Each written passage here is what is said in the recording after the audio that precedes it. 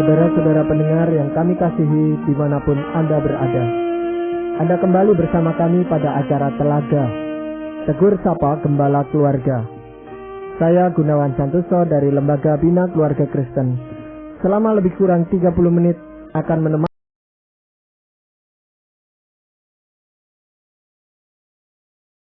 saya Bapak Dr. Paul Gunadi, seorang pakar dalam bidang bimbingan yang kini aktif mengajar di Seminari Alkitab Asia Tenggara di Malang. Juga telah hadir pula bersama kami Ibu Idayanti Raharjo, salah seorang pengurus di Lembaga Bina Keluarga Kristen. Ikutilah perbincangan kami karena kami percaya acara Telaga ini pasti sangat menarik dan bermanfaat bagi kita semua. Pak Paul, sebagai tuntutan kehidupan pada akhir-akhir ini, seringkali kita menjumpai keluarga-keluarga muda di mana baik suami maupun istrinya terpaksa harus bekerja sebagai orang-orang profesional. Masalahnya, ketika mereka mempunyai anak-anak atau anak yang masih kecil, kira-kira dengan sering ditinggal oleh ayah dan ibunya, apakah itu akan membawa suatu dampak tertentu pada anak-anak itu, Pak Paul? Itu baik sekali, Pak Gunawan. Dewasa ini memang banyak sekali orang tua yang bekerja. Nah, sebetulnya dulu pun banyak orang tua yang bekerja. Jadi kalau orang sekarang berkata, ya saya juga dulu dibesarkan oleh orang tua yang bekerja, dan saya ini biasa-biasa saja, tidak rusak. Mengapa saya harus mencemaskan anak saya akan rusak? Karena saya dan istri saya bekerja. Misalkan itu adalah dalih yang dikeluarkan oleh orang tua dewasa ini. Nah, saya akan menjawabnya begini. Kehidupan dulu dan sekarang sudah sangat berubah. Berubah dalam pengertian kehidupan sosial masyarakat tidak sama lagi. Pada dahulu kala, kita cenderung yang di kota besar tetap hidup dalam suasana komunal. Artinya hubungan dengan kerabat, sanak keluarga masih lumayan dekat. Dan tidak jarang ada sanak saudara yang tinggal di dalam rumah yang sama. Nah, mereka itu bisa mengisi kekurangan karena kepergian orang tua. Itu salah satu perbedaan yang besar sekali antara kehidupan sosial dulu dan sekarang. Sekarang masyarakat cenderung hidup lebih individualis. Maksudnya yang di kota besar itu hidup sendiri-sendiri. Banyak yang tidak mengenal siapa yang tinggal di sebelah rumah mereka. Bahkan hubungan dengan sanak saudara pun juga lumayan jauh. Nah, itu perbedaan yang pertama. Yang kedua adalah tekanan atau gangguan atau godaan dari lingkungan tidak sama antara waktu dulu dan sekarang. Boleh dikata pada zaman dulu, yang saya maksud dengan zaman dulu itu sebetulnya tidak terlalu lama, yakni sekitar 20-30 tahun yang lampau. Gangguan atau tekanan dari lingkungan tidaklah sebanyak sekarang. Nah, yang saya maksud adalah pada waktu dulu itu kita belum melihat perkembangan zaman yang begitu cepat. Misalnya, dulu tidak ada akses untuk melihat gambar-gambar porno melalui komputer. Sekarang anak-anak bisa mendapatkan akses melihat gambar-gambar porno melalui komputer mereka. Jangan 30 tahun yang lalu, bahkan 20 tahun yang lalu saya masih ingat waktu saya masih remaja, waktu kami masih senang-senangnya atau nakal-nakalnya bereksperimen dengan hal-hal yang tidak boleh, dilarang oleh orang tua kami. Ya, kami ini juga mencoba untuk mendapatkan misalnya gambar-gambar porno atau buku-buku yang porno juga. Nah, itu pun ya saya masih ingat tidaklah mudah untuk kami dapatkan. Kami harus mendapatkannya melalui orang-orang tertentu. Nah, sekarang orang tidak usah berusaha terlalu keras untuk mendapatkan semua itu. Segalanya bisa mereka temukan, bahkan di dalam kamar tidur mereka sendiri tanpa mereka harus mengenal orang-orang tertentu. Nah, jadi saya lihat kalau orang berkata, dulu saya dibesarkan tanpa orang tua dan tidak ada yang tidak beres dengan diri saya kok oke-oke saja. Ya mungkin saja betul, karena situasinya sangatlah berbeda. Nah, zaman sekarang, kalau anak kita tinggalkan di rumah sendirian, kita pulang malam, suami dan istri tidak ada di rumah sepanjang hari, itu akan menimbulkan dampak yang jauh lebih serius dibandingkan kalau itu terjadi 20-30 tahun yang lampau.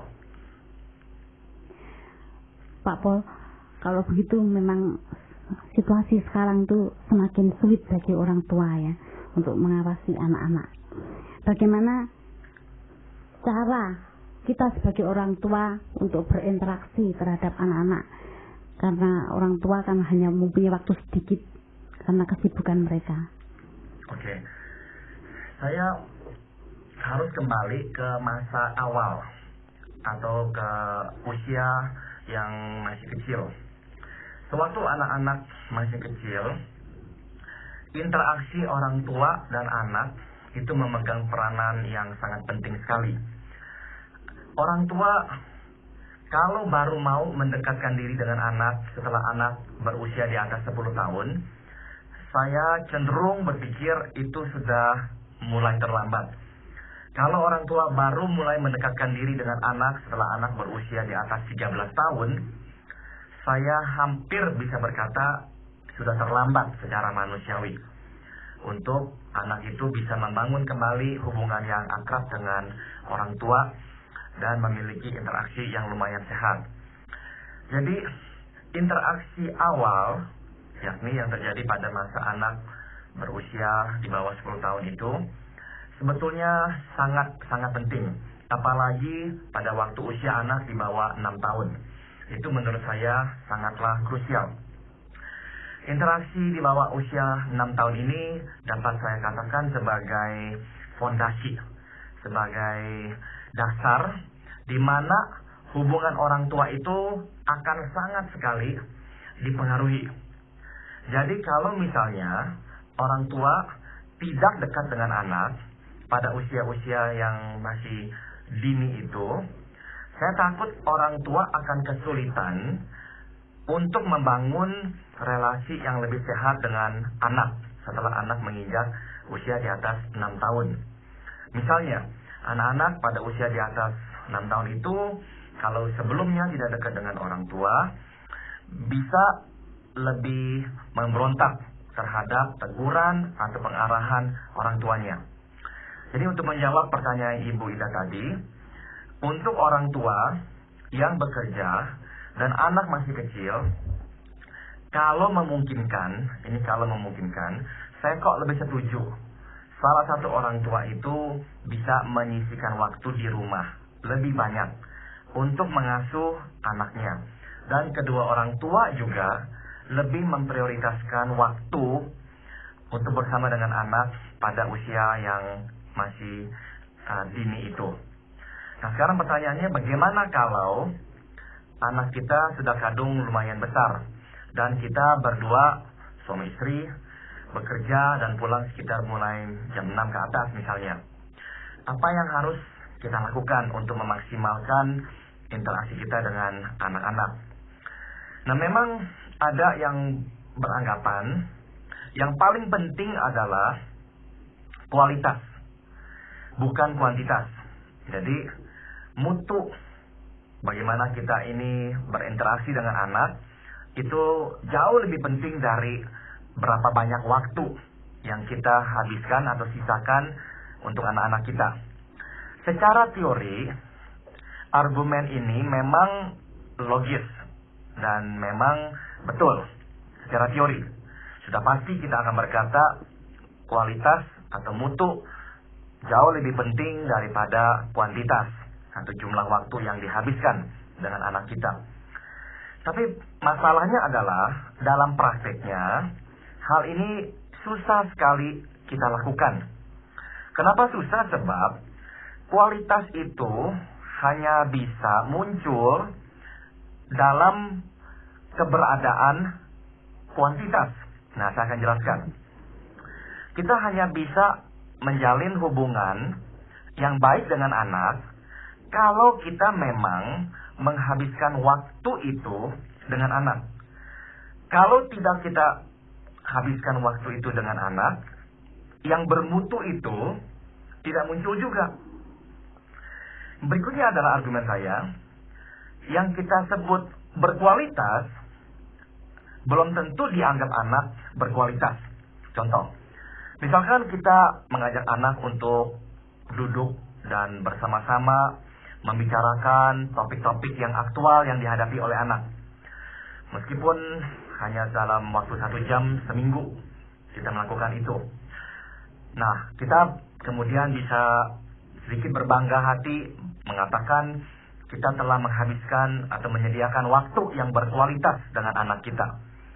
Nah, masalahnya adalah hal itu belum tentu berkualitas bagi anak. Belum tentu itu adalah hal yang dihargai dan dibutuhkan oleh anak kita. Misalkan kita kalau ditanya sekarang oleh orang, apa yang kau ingat tentang masa kecilmu dengan orang tuamu? Kita belum tentu akan berkata, yang saya hargai dan saya ingat adalah seminggu sekali papa dan mama akan mengadakan diskusi tentang masalah-masalah kehidupan. Belum tentu. Kita mungkin akan berkata, saya mengingat waktu di mana saya dan ayah saya bermain layangan. Saya teringat waktu saya terjatuh, ibu saya menangis dan membalut luka saya. Saya teringat sewaktu saya itu malam-malam nangis ketakutan. Saya lari ke kamar mama, dan mama yang mendekat saya dalam suasana yang begitu menakutkan. Nah, mungkin itulah hal-hal yang kita ingat, dan mungkin itu adalah hal-hal yang memang berkualitas bagi kita. Nah, jadi definisi kualitas juga perlu kita kaji ulang, sebab belum tentu sama definisi kualitasnya kita sebagai orang tua dan apa yang dianggap berkualitas bagi anak. Jadi kalau begitu Pak, apakah kita sebagai orang tua itu bisa mengetahui atau melihat gejala-gejala di mana anak kita itu sebenarnya kurang perhatian dari kita? Sebetulnya mulai bisa sejak anak itu berusia mungkin ya saya duga 6 tahun ke atas. Di bawah usia itu kita memang belum terlalu bisa dengan jelas membedakan anak yang cukup perhatian dan anak yang kurang perhatian. Namun pada usia sekolah bisa mulai terlihat. Jadi pada dasarnya kita ini, apalagi bagi kita-kita yang berkecimpung di dunia pendidikan, bisa mulai mencermati 2 tipe anak. Yang pertama adalah anak yang cenderung agresif, yang mengganggu anak lain, yang memberontak, yang tidak sabar, yang mudah meledak. Nah, itu adalah salah satu tipe anak yang kita perlu cermati. Yang kedua adalah anak yang terlalu menarik diri, mengurung diri, tidak sosial, tidak mau bergaul dengan teman-teman, dan cenderung menyendiri di dalam lingkup sekolah. Nah, ini adalah kedua gejala yang paling umum. Namun saya juga mesti memberikan peringatan, belum tentu ya anak yang agresif itu dibesarkan di dalam keluarga yang bermasalah. Itu belum tentu. Ini bisa saya jelaskan lebih panjang lagi mungkin di lain kesempatan. Tapi pada intinya ada anak-anak yang memang mempunyai kelebihan energi, atau yang kita sering sebut dengan anak-anak yang hiperaktif. Nah, memang anak-anak ini cenderung untuk agresif, tapi belum tentu anak ini dibesarkan dalam rumah yang bermasalah. Nah, tapi kalau anak yang cenderung menarik diri, mengurung diri, dan menyendiri, tidak mau bergaul dengan anak-anak lain, biasanya ada masalah yang dihadapinya di dalam rumah tangganya. Karena apa? Sebab begini. Pada dasarnya anak kecil adalah anak-anak yang bersifat sosial. Kita tahu kita ini semua adalah makhluk sosial. Tapi terutama pada masa kanak-kanak. Kita yang makin tua kadangkala makin kurang sosial. Karena bentukan lingkungan, situasi kondisi, kita ini akhirnya lebih terbentuk untuk lebih menyendiri. Tapi pada dasarnya waktu kita masih kecil, saya dapat berkata, semua anak-anak berjiwa sosial. Artinya mereka itu senang sekali berteman. Tidak usah kita menciptakan permainan bagi mereka. Biarkan 2-3 anak berkumpul bersama-sama meskipun mereka belum mengenal satu sama lain sebelumnya. Dalam waktu 5 menit mereka bisa menciptakan permainan. Langsung mereka main. Kita tidak usah memberikan games atau permainan yang khusus. Tidak usah. Mereka langsung bisa main. Nah, ini semua menandakan anak-anak pada dasarnya adalah anak-anak yang sangat sosial. Jadi jika anak mulai menyendiri, itu menimbulkan pertanyaan. Mengapa? Sebab ini melanggar kodratnya. Nah, sama juga dengan anak yang terlalu agresif. Ini anak cenderung nantinya kalau sudah besar mengidap gangguan yang kita sebut gangguan antisosial. Nah, agresif adalah membunuh jalinan sosial dengan lingkungannya. Karena dengan keagresifan si anak itu sebetulnya sedang memutuskan hubungan dengan anak-anak lain. Jadi intinya adalah anak-anak yang menggunting jalinan sosial dengan anak-anak lain, ini dapat kita kategorikan anak-anak yang bermasalah. Nah, untuk menjawab pertanyaan Pak Gun tadi, saya cenderung mengatakan anak-anak yang kurang perhatian orang tua bisa memunculkan 2 gejala yang paling umum ini, yaitu menjadi anak yang agresif atau menjadi anak yang menyendiri. Pak Pol, apakah mungkin kalau orang tua yang juga sangat perhatian kepada anak-anaknya, juga pernah saya amati ada anak yang agresif, itu pengaruh dari apa Pak Pol? Kalau anak itu dibesarkan dengan baik oleh orang tuanya, terus berkembang menjadi agresif, memang bisa muncul dari faktor bawaan, yaitu anak ini memang hiperaktif. Anak-anak yang hiperaktif itu mempunyai energi yang berlipat ganda dibandingkan dengan kita. Contohnya jadi begini, kalau kita ini misalnya habis berolahraga, keringetan, kita disuruh duduk berdiam diri, saya pikir akan sulit sekali. Karena energi kita itu sedang terbakar, sehingga menimbulkan suhu yang lumayan panas pada tubuh kita. Sehingga susah sekali untuk kita duduk diam dan berkonsentrasi. Anak-anak yang hiperaktif dapat diibaratkan dengan kita yang baru saja berolahraga. Namun bedanya adalah kita hanya mengalami ketidaktenangan sehabis berolahraga itu mungkin hanya selama setengah jam. Namun anak-anak yang hiperaktif mengalami gejolak-gejolak seperti ini terus-menerus selain sewaktu mereka sedang tidur. Jadi susah sekali baginya untuk diam.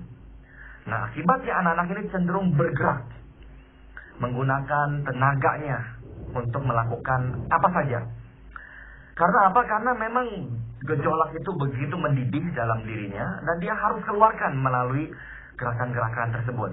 Nah, waktu anak lain misalnya mendorong dia tidak hanya cukup mendorong balik, dia harus dorong dengan lebih keras atau dia pukul anak yang lain itu. Karena apa? Karena itu dia desakan kelebihan energi yang ada pada tubuhnya, sehingga dia cenderung agresif. Namun saya juga mempunyai sedikit teori, yaitu ada anak-anak yang agresif dan kita beranggapan orang tuanya memperhatikan anak dengan baik. Tapi belum tentu perhatian orang tua itu memang diberikan dengan tepat pada si anak.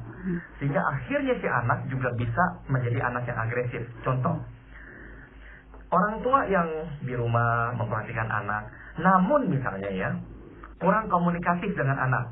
Dalam pengertian, anak itu waktu memberikan pembelaan diri, tidak terlalu ditanggapi oleh orang tua. Misalnya, si ibu atau si ayah cenderung berkata, ya pokoknya begini, kamu sudah salah. Dan pembelaan diri seperti apapun, penjelasan seperti apapun yang diberikan oleh anak, tidak didengar oleh orang tua. Nah, orang tua ini ya memang penuh kesabaran, kasih sayang kepada anak. Namun tatkala jalur komunikasi itu tersumbat, anak frustrasi. Nah, kalau anak mengalami kefrustrasian terus-menerus dan cukup sering, kefrustrasian menumpuk itu akhirnya cenderung melahirkan tindakan-tindakan agresif di luar. Apalagi pada anak laki. Kalau pada anak perempuan mungkin tidak terlalu. Atau pada anak perempuan bisa justru berbalik arah, membuat anak itu depresi. Namun pada anak laki cenderung kefrustrasian yang menumpuk akan menimbulkan tenaga, energi yang besar dalam dirinya. Sehingga sewaktu emosinya terusik, waktu dia di sekolah, emosi itu bukan saja muncul tapi meledak keluar. Iya, menarik sekali Pak Pol. Tapi gini, ngomong-ngomong Pak Pol, kalau Pak Pol tidak keberatan, yang saya tahu Pak Pol juga ayah dari anak-anak yang menjelang remaja Pak Pol ya. Iya. Nah, pengalaman praktis bagaimana yang Pak Pol bisa bagikan kepada kami di dalam Pak Pol berinteraksi dengan mereka Pak Pol? Belum lama ini Pak Gun, kami mendapat laporan dari guru salah satu anak kami bahwa dia menonjok temannya. Saya akhirnya mendapatkan informasi bahwa ceritanya adalah seperti ini. Si anak kami ini disuruh oleh ketua kelasnya, yang kebetulan anak gadis, untuk berbaris. Rupanya anak saya itu tidak berbaris dengan benar. Tidak ada angin, tidak ada hujan, setelah ditegur oleh ketua kelasnya, anak saya langsung menonjok dada anak perempuan tersebut. Saya mendengar hal tersebut sangat marah. Nah, istri saya memberitahu saya peristiwanya. Kemudian setelah anak saya selesai les sore hari itu, saya panggil dia.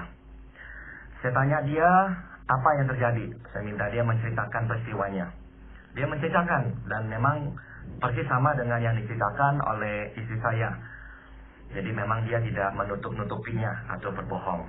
Dia dengan jujur bercerita. Kemudian saya minta dia mencontohkan bagaimana kerasnya dia memukul temannya itu. Dia mula-mula hanya memukul saya perlahan-lahan. Saya bilang, jangan takut, pukul saya persis seperti engkau pukul dia. Kemudian akhirnya dia pukul saya persis seperti dia pukul temannya. Sakit itu. Saya tidak terlalu sakit, tapi saya bisa bayangkan anak perempuan yang terkena pukulannya itu lumayan sakit. Jadi saya bilang, kamu telah memukul saya dengan lumayan keras. Maka itu kamu tadi tidak berani memukul saya keras-keras, karena kamu tahu itu keras. Dan itulah yang kamu lakukan terhadap temanmu. Dia bilang iya. Terus kemudian saya bilang sama dia, nomor 1, kamu tidak boleh memukul seorang wanita. Saya bilang, itu tindakan yang tidak baik sebagai seorang pria. Nomor 2, saya bilang, kamu telah bersalah karena kamu memukul orang tanpa ada penyebab sama sekali. Dan ini tindakan yang benar-benar salah. Dia sangat takut sekali. Terus saya bilang, besok saya akan meminta kamu untuk memohon maaf kepada teman kamu. Dia diam, kemudian dia pergi. Setelah itu, keesokan harinya, saya datang dengan dia ke sekolah. Saya minta dia berhadapan dengan ketua kelasnya itu dan meminta maaf. Sang guru juga melihat hal itu dan menyaksikan dia meminta maaf. Dan saya beritahu dia jangan ulangi lagi perbuatan tersebut. Nah, ini contoh adalah kisah nyata ya, di mana anak itu bisa agresif kalau tidak ditangani dengan segera oleh orang tua. Jadi bahasanya begini, memang orang tua harus memberi perhatian kepada anak. Misalkan malam itu saya terlalu sibuk atau saya terlalu lelah, saya bisa memberikan dua reaksi. Pertama, saya diamkan. Saya terlalu capek. Nggak ada waktu lagi untuk mendidik dia. Kemungkinan kedua, saya karena terlalu lelah, saya akan marah, mengamuk, dan saya memukuli dia dengan keras. Nah, dua-dua tidak efektif. Saya mendiamkan dia, saya akan memupuk dia untuk lebih agresif lain kali. Lain kali kalau ada temannya berbuat hal yang tidak menyenangkan hati dia akan pukul lagi. Bagaimana dengan kemungkinan kedua? Kalau saya marah, saya pukul dia habis-habisan. Saya hanya akan mencontohkan dia untuk lain kali kalau marah pukuli orang. Nah, itu yang saya coba hindarkan. Nah, sekali lagi tapi intinya adalah kita mesti punya waktu. Kalau saat itu saya tidak punya waktu atau saya terlalu lelah, saya tidak bisa mendidik dia dengan betul. Dan keesokan harinya, saya tidak akan ada waktu untuk ke sekolah, meminta dia untuk memohon maaf kepada temannya. Memang menanamkan nilai-nilai itu mungkin yang Pak Paul hendak lakukan atau peragakan kepada anak Pak Paul itu tadi. Betul, betul. Dan ini yang memang tidak bisa kita ajarkan dengan atau melalui wejangan-wejangan. Kamu harus begini, kamu harus begini, kamu harus begini. Seringkali kita benar-benar harus memanfaatkan peristiwa yang terjadi pada saat itu. Baru benar-benar pelajaran itu mendarat masuk ke hatinya. Kalau kita hanya memberikan wejangan dari pengalaman kita dulu dan sebagainya, itu kurang mendarat. Jadi memang perlu sekali untuk kita memberikan wejangan yang pas dengan peristiwanya, sehingga itu menjadi sesuatu yang segar, yang dia bisa cerna langsung. Saya ingin membacakan ya Pak Gun dan Ibu Ida, bagian dari firman Tuhan yang sangat baik sekali. Diambil dari Amsal pasal 11 ya. Amsal 11 ayat 30. Hasil orang benar adalah pohon kehidupan, dan siapa bijak mengambil hati orang. Saya pikir salah satu goal atau tujuan kita sebagai orang tua Kristen ya, adalah menjadi orang yang benar. Maksudnya melakukan hal yang benar. Sebab Alkitab berkata hasil orang benar adalah pohon kehidupan. Kalau kita mendidik anak dengan benar, hasilnya adalah pohon kehidupan. Dan firman Tuhan berkata, siapa bijak mengambil hati orang. Saya pikir orang tua yang bijak akan mengambil hati anak-anaknya. Nah, kita bisa memerintah anak, belum tentu bisa mengambil hati anak. Kita bisa meminta anak dan membuat anak melakukan yang kita inginkan, namun belum tentu kita bisa mengambil hati anak. Anak hanya akan memberikan hatinya kepada kita kalau kita dilihatnya sebagai orang tua yang benar dan yang bijak. Nah, ini saya pikir nasihat firman Tuhan yang perlu kita camkan baik-baik. Pak Paul, jadi itu juga dapat dikaitkan dengan kasih ya Pak Paul ya. Kadang-kadang anak yang agresif, kalau dikasih dengan lemah lembut, mungkin lebih menurut daripada kita itu dengan kekerasan. Tepat sekali. Dan demikianlah telah kami persembahkan ke hadapan Anda sekalian sebuah perbincangan seputar kehidupan keluarga masa kini bersama Bapak Dr. Paul Gunadi. Apabila Anda berminat untuk melanjutkan acara Tegur Sapa ini, kami persilahkan Anda menghubungi kami melalui surat. Alamatkan surat Anda ke Lembaga Bina Keluarga Kristen, Jalan Cimanuk, nomor 58, Malang. Saran-saran, pertanyaan, dan dukungan Anda sangat kami butuhkan. Terima kasih atas perhatian Anda dan sampai jumpa pada acara Telaga yang akan datang.